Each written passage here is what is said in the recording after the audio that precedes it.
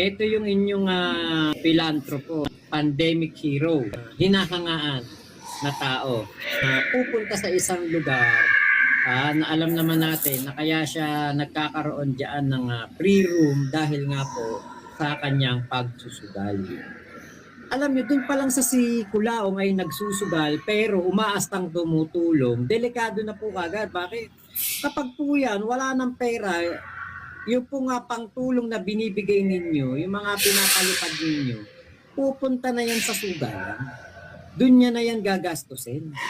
Di ba? Marami pa rin pong uto-uto na na naniniwala. At ako, sa akin, walang problema. Magpalipad kayo na magpalipad. Hindi ko kaiinggitan yan. Pero yung alam, kumbaga ikaw kasi, kunwari ikaw, may itatype kang message. May nakaready kang 50 pesos na ipalilipad sa kanya.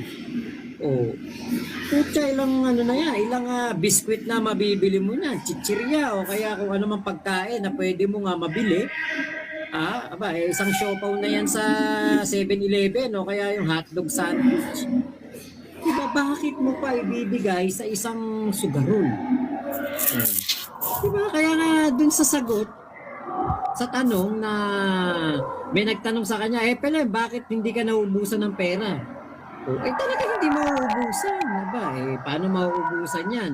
Binibigyan nyo ng pansugal, binibigyan nyo ng pangkalokohan yan.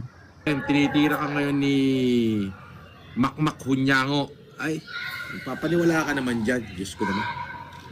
Kaya nga Hunyango Wala nang content yung animal na yan. May kaso rin yan. Hintayin rin niya yung subwena niya.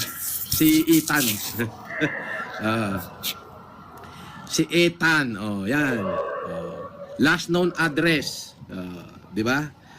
Last known address. Santa Ana, Bulacan. And last known address, Kinapawan. Yan. Darating yung subwena doon. Pag hindi niya nakita, alias Makmak Diablo. Alias Makmak Diablo. Alias Makmak Diablo. Yun, na nakalagay. Ako, pag sinabi kong kinasuhan ko. Yan. May kaso yan. Recorded na lahat ng pinagsasasabi niyan. Defamation lahat yan. Ang dami niyan. Di ba? Akala niya, siyempre, yung pangalan muna hanapin natin. Basta yun. Ayun na yun.